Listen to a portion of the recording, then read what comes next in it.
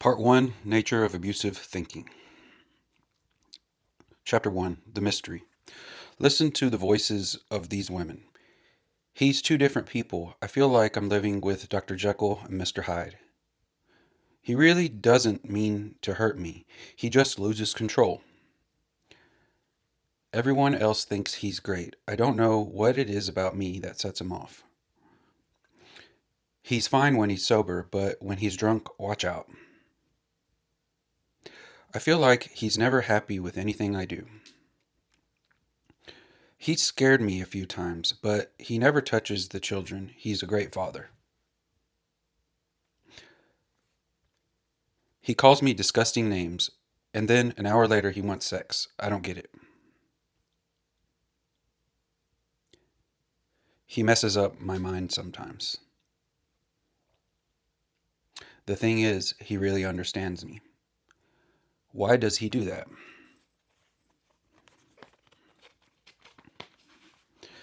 There are these are the words of women who are describing their anxiety and inner conflict about their relationships. Each of these women knows that something is wrong, very wrong, but she can't put her finger on what it is. Every time she thinks she's got her partner figured out, that she finally understands what is bothering him, something new happens, something changes. The pieces refuse to fit together. Each of these women is trying to make sense out of the roller coaster ride of her relationship has become. Consider Kristen's account. When I first met Mari, he was the man I had dreamed of. It seemed too good to be true. He was charming, funny, smart, and best of all, he was crazy about me.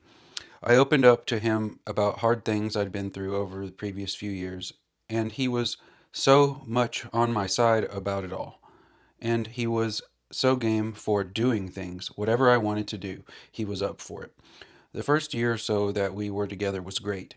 I can't say exactly when things started to change. I think it was around the time we started living together. It started with him saying he needed more space. I felt confused because before that, it had always seemed like he was the one who wanted to be together every second. Then he began to have more and more criticisms and complaints. He would say that I talk on and that I'm self centered. Maybe I am. It's true, I talk a lot. But earlier, it had seemed like he couldn't hear enough about me. He started to say that I wasn't doing anything with my life. I know he has big ambitions, and maybe he's right that I should be more that way, but I'm happy with what I have. And then it was my weight. It started to seem like all the time he was saying that I needed to work out more and that I wasn't watching what I ate. That hurt me the worst. That hurt the worst, to tell you the truth. He seemed to want sex less and less often, and if I ever tried to be the one to initiate lovemaking, forget it. We're still together, but I have a feeling he's going to leave me. I just can't seem to live up to what he needs. I'm trying, but he doesn't think so. And now, when he's really angry or frustrated, he says things that cut me down. A few days ago, he said, "You're a lazy bitch, just looking for a man to live off of like your mother." I don't get that. I've contributed a lot. I haven't worked the last 2 years since our baby was born, but I'm getting ready to go back to work soon. I don't think he really meant it, but still. He says I've changed a lot, but I'm not always so sure it's me. Sometimes for a few days he seems like the guy I fell in love with, and I get hopeful, but then he slips away again into being so unhappy with me. I set him off somehow, but I don't know what I'm doing wrong. Kristen was troubled by several questions. What had happened to the man she loved so much? Why was he always putting her down? What could she do to stop his explosions? Why did he think she was the one who had changed? Other women tell stories that are quite distinct from Kristen's, but they feel just as confused as she does. Here is what Barbara describes. Fran is the is kind of a Fran is kind of quiet and shy, but he's cute as a button. And I got a crush on him the day I met him. I had to really go after him. It was hard to draw him out. We would go out, have great talks, and I couldn't wait to see him again. But 3 weeks would go by. He'd say he hadn't been feeling well, or his sister was in town, or whatever. A couple of times he forgot dates we had. Well, he finally opened up. It turned out he'd been really hurt before. He'd been cheated on a lot, and women had done some pretty mean things to him. He was afraid to get close again. Little by little, he came around, but I was definitely the pursuer. I tried to show him that I wasn't like other women he'd been with. I'm not flirtatious. I don't show off my body to other men. I'm not that style. But Fran wouldn't believe it. He would always say that I was making eyes at a man that at the next table, or that I was checking someone out who walked past us. I feel bad for him. He's so insecure. His mother cheated on his father when he was growing up, so I guess that's made it even worse. I was eager to get married because I thought then he'd feel secure that I was his, but he was very reluctant to commit. When we finally did tie the knot, he was more trusting for a while, but then the jealousy came back, and it's never left. I've asked him off and on for years to go see a therapist, but he gets really mad and says there's nothing wrong with him. A few days ago, we went to a birthday party for a friend of his, and I had this great conversation with his friend's brother. It was nothing but talking. I mean, the guy isn't even cute. Well, suddenly Fran was saying that we had to go home because he had a bad headache. On the drive home, it turned out the real reason was jealousy. He started yelling at me, saying he was sick of me humiliating him in front of other people, strutting your stuff, and on and on. He was pounding his fist on the dashboard, and 2 or 3 times he shoved me up against the car door. Each time that I told him it wasn't true, he would go through the roof. So I stopped saying that. Our children were sitting in the back seat. It scared the daylights out of them. At my age, it's hard to think about leaving him. Starting all over now seems so hard. I just wish he would get some help. Barbara was struggling with issues different from Kristen's. Why couldn't Fran trust her? And why was he isolating her from other people? Why couldn't he see that he had a problem and get help? Was he going to hurt her badly someday? Would her life ever get better? At first look, Mari and Fran sound nothing like each other. One is young, popular, energetic, and assertive. The other is socially awkward, passive, and easily hurt. Fran is physically violent sometimes, whereas Mari is not. But are they different as they seem, or do they both actually have the same set of issues under the surface driving their behavior? These are some of the questions for which we will find answers in the chapters ahead. Consider one more account from Laura. Paul is a great guy. We dated for about 6 months, and now we've been living together for several more. We're engaged. I feel so bad for him. His ex wife accused him of abusing her, and it's a total lie. He made one mistake, which is that he cheated on her, and she is determined to get him back for that. She will stop at nothing. Now she is even saying that he was violent, claiming he slapped her a few times and broke her things. That's ridiculous. I've been with him for over a year now, and I can tell you he's nothing like that. Paul has never even raised a hand to me. In fact, he's tried to help me get my life together and has been really there for me. I was in a bad place when I met him. I was depressed and was drinking too much. And I'm doing so much better now because of him. I hate that bitch for accusing him of those things. We're going to work together on getting custody of his kids because she's out of control. Laura wondered how Paul's ex wife could accuse such a delightful man of abuse. She was so angry about it that she didn't notice several warning signs about her own relationship with Paul. If Kristen, Barbara, and Laura were to sit down together and compare notes, they might decide their partners couldn't be more different. The personalities of these three men seem miles apart, and their relationships follow very separate paths, yet Mari, Fran, and Paul actually have far more in common than meets the eye. Their moodiness, their excuses, their outlook are all bubbling from the same source. That, oh, sorry, and all three are abusive men. The tragedy of abuse.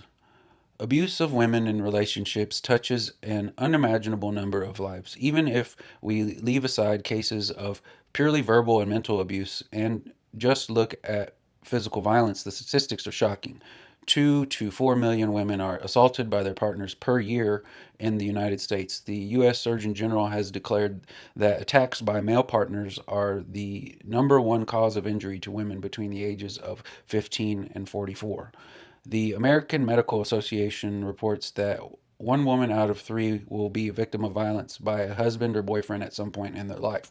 The emotional effects of partner violence are a factor in more than one fourth of female suicide attempts and are a leading cause of substance abuse in adult women. Government statistics indicate that 1,500 to 2,000 women are murdered by their partners and ex partners per year, comprising more than one third of all female homicide victims, and that these homicides almost always follow a history of violence, threats, or stalking. The abuse of women sends shockwaves through the lives of children as well. Experts estimate that 5 million children per year witness an assault on their mothers, an experience that can leave them traumatized. Children exposed to violence at home show higher rates of school behavior and attention problems, aggression, substance abuse, depression, and many other measures of childhood distress. Abuse of women has been found to be the cause of roughly one third of divorces among couples with children and one half of divorces where custody is disputed. As alarming as this picture is, as we know that physical assaults are just the beginning of the abuse that women may be subjected to, there are millions more women who have never been beaten but who live with repeated verbal assaults, humiliation, sexual coercion, and other forms of psychological abuse, often accompanied by economic exploitation. The scars of mental cruelty can be as deep and long lasting as wounds from punches or slaps, but are often not as obvious. In fact, even among women who have experienced violence from a partner, half or more report that the man's emotional abuse is what is causing them the greatest harm. The differences between the verbally abusive man and the physical batterer are not as great as many people believe. The behavior of either style of abuser grows from the same roots and is driven by the same thinking.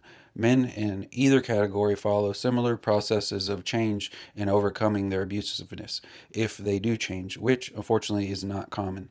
And the categories tend to blur. Physically assaultive men are also verbally abusive to their partners. Mentally cruel and manipulative men tend to gradually drift into using physical intimidation as well. In this book, you will meet abusers on a spectrum ranging from those who never use violence to those who are terrifying. The extent of their common ground may startle you. One of the obstacles to recognizing chronic mistreatment in relationships is that most abusive men simply don't seem like abusers.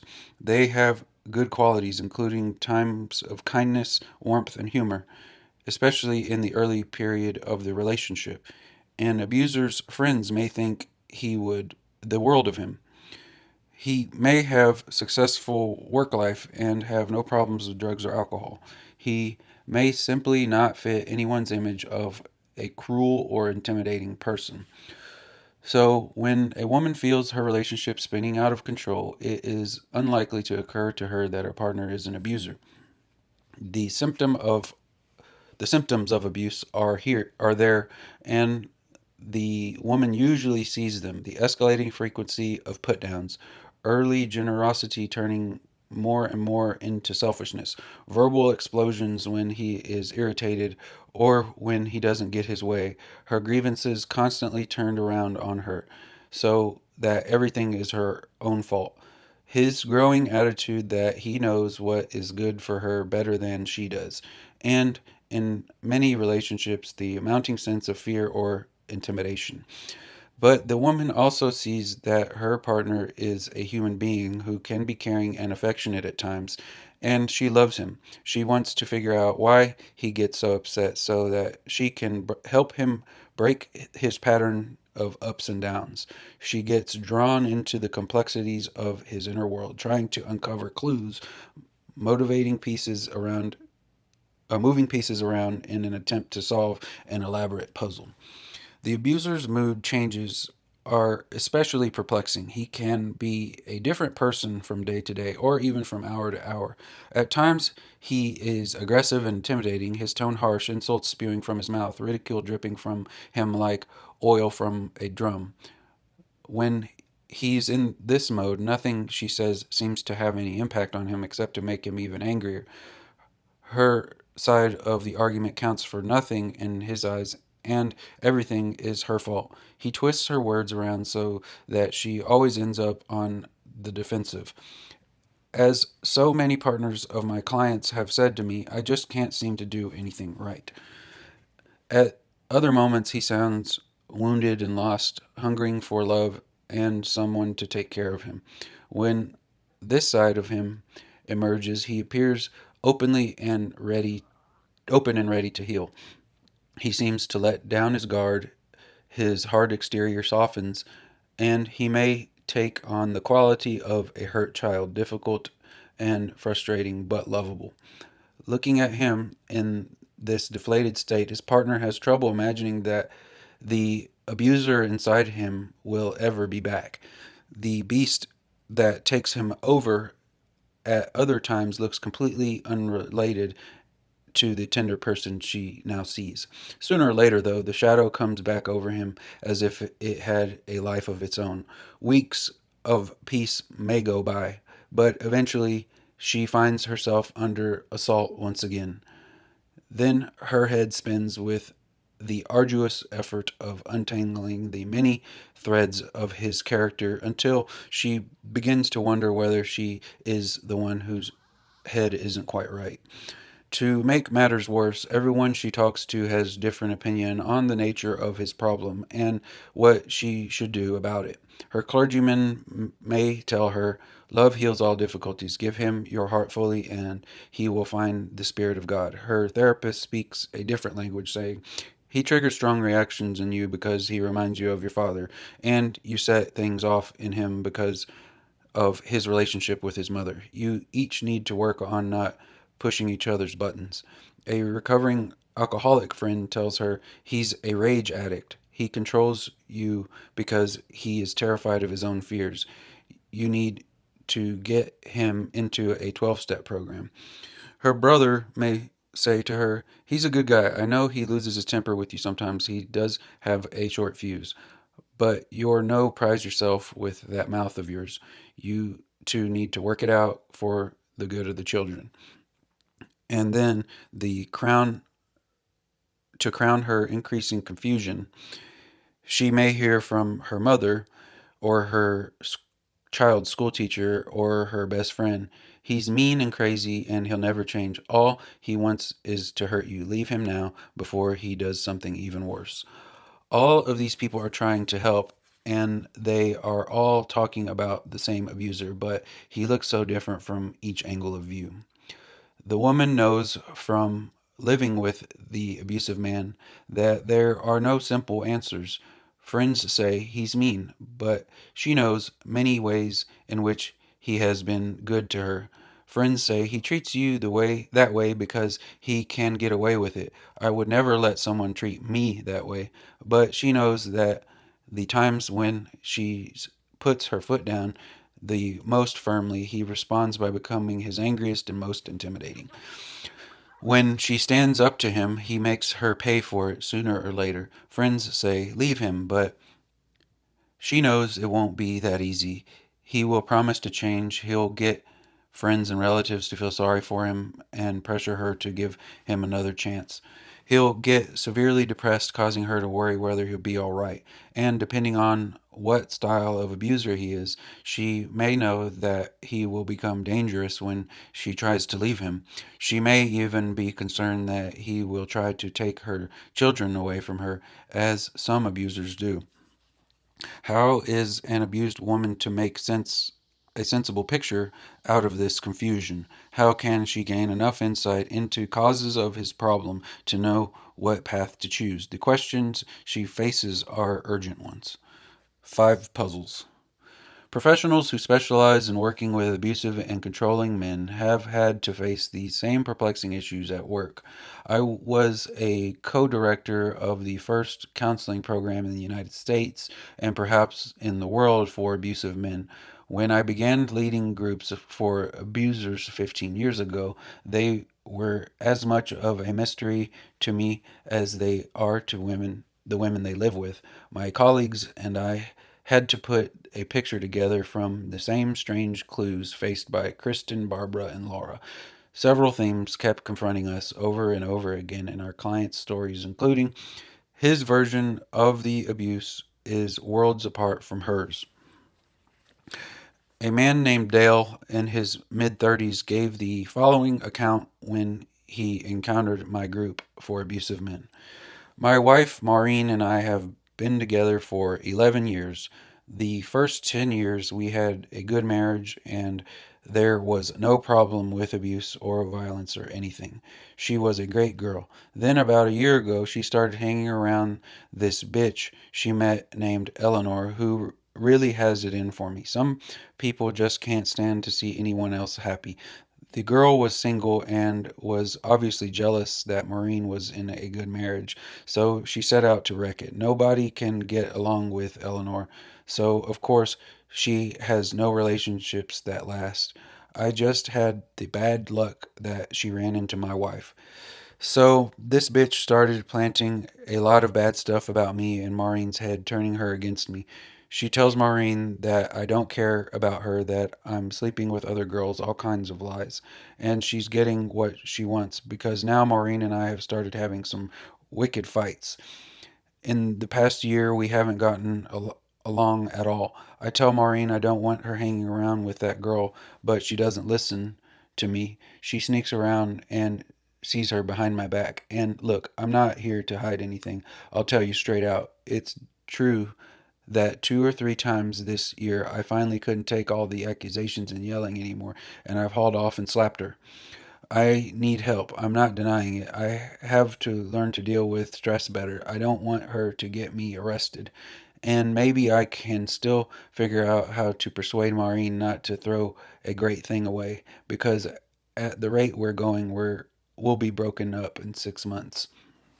I always interview the partner of each of my clients as soon as possible after he enrolls in the program. I reached Maureen by phone several days later and heard her account. Dale was great when I first met him, but by the time we got married, something was already wrong. He had gone from thinking I was perfect to constantly criticizing me, and he would get in such bad moods over the littlest things. I wouldn't be able to figure out how to get him to feel better. Only a couple of months after the wedding, he shoved me for the first time, and after that, some explosion would happen about 2 or 3 times a year. Usually he would break something or raise a fist, but few times he shoved me or slapped me. Some years he didn't do it at all, and I would think it was all over, but then it would happen again. It sort of came in waves, and he was always putting me down and telling me what to do. I couldn't do anything right. Anyhow, about a year ago, I made a new friend, Eleanor. She started telling me that what Dale was doing was abuse, even though he had never punched me or injured me, and that I didn't hadn't done anything to deserve it. At first, I thought she was exaggerating because I've known women that got it so much worse than me, and Dale can be really sweet and supportive when you least expect it. We've had a lot of good times, believe it or not. Anyhow, Eleanor kind of opened my eyes up, so I started standing up to Dale about how he talks to me and told him I was thinking of moving out for a while. And what's happened is he's gone nuts. I swear, something has happened to him. He's backhanded me twice in the last 8 months, and another time he threw me over a chair and my back went out. So I finally moved out. For now, I'm planning on to get back with him, but I guess it depends partly on what he does in the abuser program. Notice the striking contrasts. Dale describes the first 10 years of his marriage as abuse free, while Maureen remembers put downs and even physical assaults during those years. Maureen says that Eleanor helps and supports her, while Dale sees her as corrupting Maureen and turning her against him. Dale says that they are still together, while Maureen reports that they have already broken up. Each one thinks the other has developed a problem. How can their perceptions clash so strongly? In the chapters ahead, we will explore the thinking of abusive men to answer the question why Dale's view contains such serious distortions. He gets insanely jealous, but in other ways, he seems entirely rational.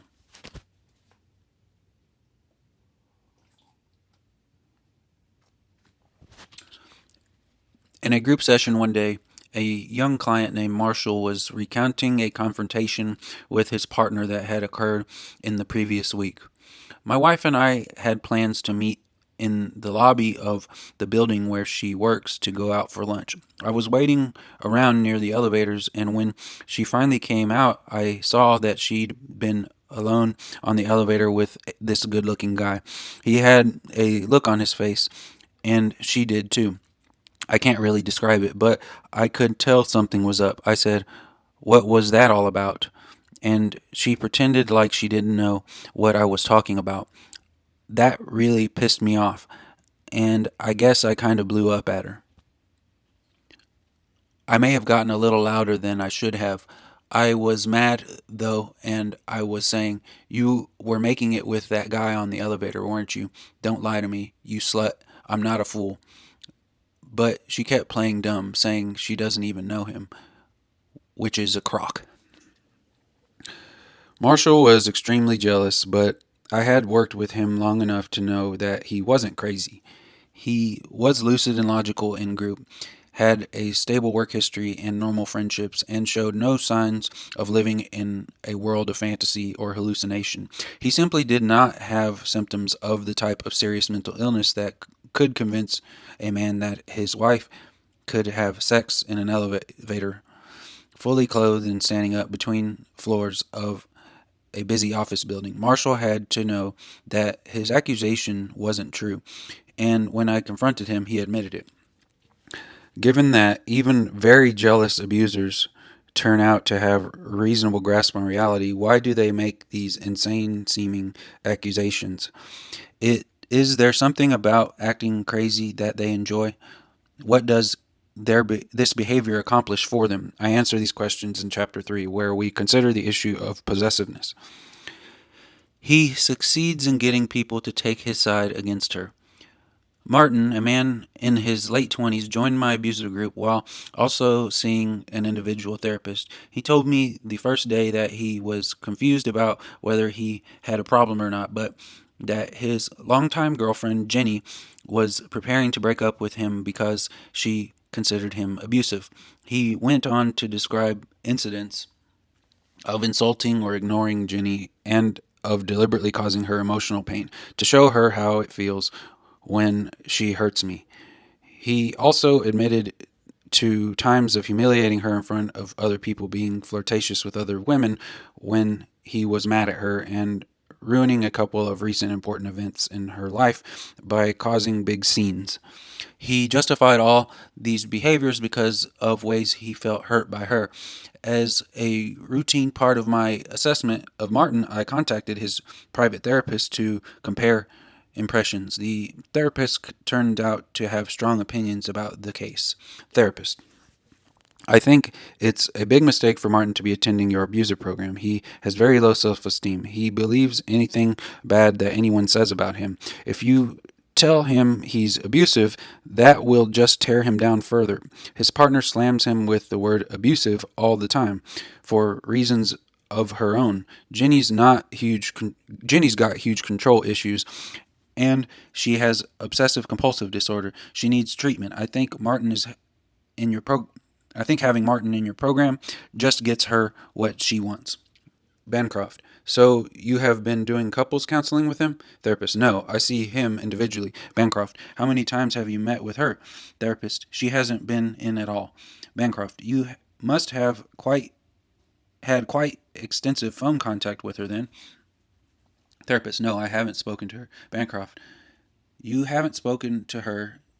You have assigned Jenny a clinical diagnosis based on only on Martin's descriptions of her? Therapist: Yes, but you need to understand, we're talking about an unusually insightful man. Martin has told me many details, and he is perceptive and sensitive. Bancroft: But he admits to serious psychological abuse of Jenny, although he doesn't call it that. An abusive man is not a reliable source of information about his partner. What Martin was getting from individual therapy, unfortunately, was an official seal of approval for his denial and for his view that Jenny was mentally ill. How had he shaped his therapist's view of his partner to get her to adopt this stance? How can abusers be so adept at recruiting team members in this way, including someone's with considerable status or influence? And why do they want to? These questions are the focus of Chapter 11, Abusive Men and Their Allies. During some incidents, he seems to lose control, but certain other controlling behaviors of his appear very calculated. Several years ago, a young man named Mark came to one of my abuser groups. When a client joins the program, I set behavioral goals with him as soon as possible. I often begin by asking, what are the top 3 or 4 complaints your partner has about you?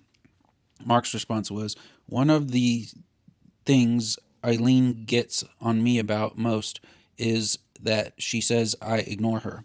She says I make her a low priority and always want to do other things instead of be with her, so she feels like she's nothing. I like to have time to myself a lot, or to relax and watch television. I guess I kind of tune her out.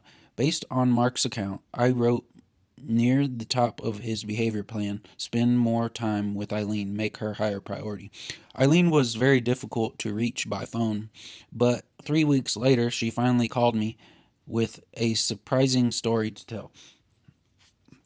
A few weeks before Mark started your program, I told him that I needed a total break from the relationship. I just couldn't take it anymore, the yelling and the selfishness. He won't even let me sleep.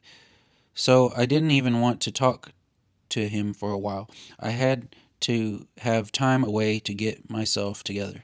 I reassured him that the relationship wasn't over and we'd work on getting back together in a couple of months after a breather. Then, a couple of weeks later, he called me and said that he had enrolled in an abuser program. He said that his counselor wants him to spend more time with me and had written it on his sheet, and that the program told him that being with me was part of how he needed to work on his issues. I wasn't ready for that yet at all, but I also didn't want to interfere with his program, so I started seeing him again. I wanted whatever is going to work best to help him change. I could have used a little more time apart, to tell you the truth, but if that's what your program recommends. Mark had succeeded in twisting the abuser program to suit his own purposes. I explained to Eileen what had happened and apologized for the way my program had added to the many difficulties she already had with him. The high degree of manipulativeness that Mark used is not uncommon among abusive men, unfortunately. How can abusers be capable of such calculation, yet at other times appear to be so out of control? What's the connection? The answers can be found in Chapter 2, where we examine the excuses that abusive men use to justify their behavior. Sometimes he seems to be really changing, but it tends to vanish. Carl was 26 years old, a 26-year-old man who had been arrested repeatedly for domestic assaults and had finally served a few months in jail. He said to me in a group session, "Going to jail was the last straw. I finally got it, and I have to stop blaming my problems on everybody else and take a look at myself instead." People in jail said the same thing to me. "If you don't want to be back here, get real with yourself." I have a bad temper, and kind of a mean streak, to tell you the truth, and I have to deal with it. I don't want to be back inside for anything. At the end of each counseling session, Carl would make comments such as, "I can see that I've really got to work on my attitude, and I learned a lot tonight about how excuses keep me from changing." One night he looked at me and said, "I'm really glad I met you, because I think if I wasn't hearing these things you're saying, I would be headed straight back to being locked up. You're helping me get my head on straight." I reached Carl's girlfriend, Peggy, by telephone and began to ask her about the history of Carl's problem with abusiveness. She sounded noticeably distracted and uncomfortable. I suspected strongly that Carl was listening to the conversation, so I made an excuse to wrap it up soon. However, when Carl was at my group the next week, I left my co leader in charge of the session and slipped out to give Peggy another call to see if she would feel freer to talk. This time she gave me an earful. "Carl comes home from your program in a rage every week. I'm afraid to be around the house on Wednesday nights, which is when he has his group session. He says the program is total bullshit and that he wouldn't have to be sitting there getting insulted by you people if I hadn't called the police on him. And he says that I know the fight that night was my fault anyhow. He says he especially hates the guy Lundy. A few nights ago, I told him to stop blaming it on me, that he has to go to counseling. And he slammed me up against the door jamb and told me if I didn't shut up, he'd choke me. I should call the police, but he'd get sent away for 2 years this time because he's on parole. And I'm afraid that would be enough to get him to kill me when he got out." Peggy then went on to describe the history of beatings she had suffered at Carl's hands before he went to jail. The black eyes, the smashed furniture, the time he had held a knife to her throat. He invariably had blamed each attack on her, no matter how brutal his abuse or how serious her injuries. After speaking with Peggy, I returned to the group session where Carl went through his usual routine of self exploration and guilt. I, of course, said nothing. If he knew Peggy had told me the truth, she would be in extraordinary danger. Soon after this, I reported to his probation officer that he was not appropriate for our program without giving the real reason. Carl created the appearance of learning a great deal at each session, and his comments suggested serious reflection on the issues, including the effects of his abuse on his partner, what was happening each week inside his mind before he got home. How can an abuser gain such insight into his feelings and still behave so destructively? And how does real change happen? We'll return to these questions in chapter 14, The Process of Change. These are just a very few of the many confounding questions that face anyone, the partner of an abusive man, a friend, or professional who is looking for effective ways of responding to abusive behavior. I came to realize through my experience with over 2,000 abusers that the abusive man wants to be a mystery, to get away with his behavior and to avoid having to face his problem. He needs to convince everyone around him and himself that his behavior makes no sense. He needs his partner to focus on everything except the real causes of his behavior.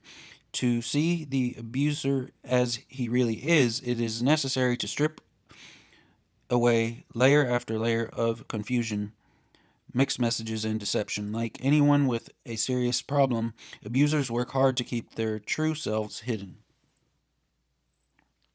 Part of how the abuser escapes confronting himself is by convincing you that you are the cause of his behavior, or that you at least share the blame. But abuse is not the product of bad relationship dynamics, and you cannot make things better by changing your own behavior or by attempting to manage your partner better. Abuse is a problem that lies entirely with the abuser. Through years of direct work with abusers and their partners, I found that the realities behind the enigmatic abuser gradually came into bright light, forming a picture that increasingly made sense to me. The pages ahead will take you through the pieces that I watched fall into place one by one, including why abusers are charming early in relationships but don't stay that way, what the early warning signs are that can tip you off that you may be involved in an abusive or controlling man, why his moods change at the drop of a hat, what goes on inside his mind and how his thinking causes his behavior, what role alcohol and drugs play and don't play in partner abuse, why leaving an abusive man doesn't always solve the problem, how to tell whether an abuser is really changing and what to do if he isn't, how friends, relatives, and other community members can help to stop abuse, why many abusive men seem to be mentally ill and why they usually aren't. We will explore answers to these questions on 3 levels. The first level is the abuser's thinking, his attitudes and beliefs in daily interactions. The second is the learning process through which his thinking began to develop early in his life. And third involves the reward he reaps from controlling his partner, which encourage him to use abusive behavior over and over again. As we clear away the abusive man's smokescreen with these understandings, you will find that abusiveness turns out to be far less mysterious than it appears at first. Inside the abuser's mind, there is a world of beliefs, perceptions, and responses that fits together in a surprisingly logical way. His behavior does make sense. Underneath the facade of irrationality and explosiveness, there is a human being with a comprehensible and solvable problem, but he doesn't want you to figure him out. The abuser creates confusion because he has to. He can't control and intimidate you. He can't recruit people around him to take his side. He can't keep escaping the consequences of his actions unless he can throw everyone off the track. When the world catches on to the abuser, his power begins to melt away. So we are going to travel behind the abuser's mask to the heart of his problem. His journey is critical, or this journey is critical to the health and healing of abused women and their children, for once you grasp how your partner's mind works, you can begin reclaiming control of your own life. Unmasking the abuser also does him a favor because he will not confront and overcome his highly destructive problem as long as he can remain hidden. The better we understand abusers, the more we can create homes and relationships that are havens of love and safety, as they should be. Peace really does begin at home.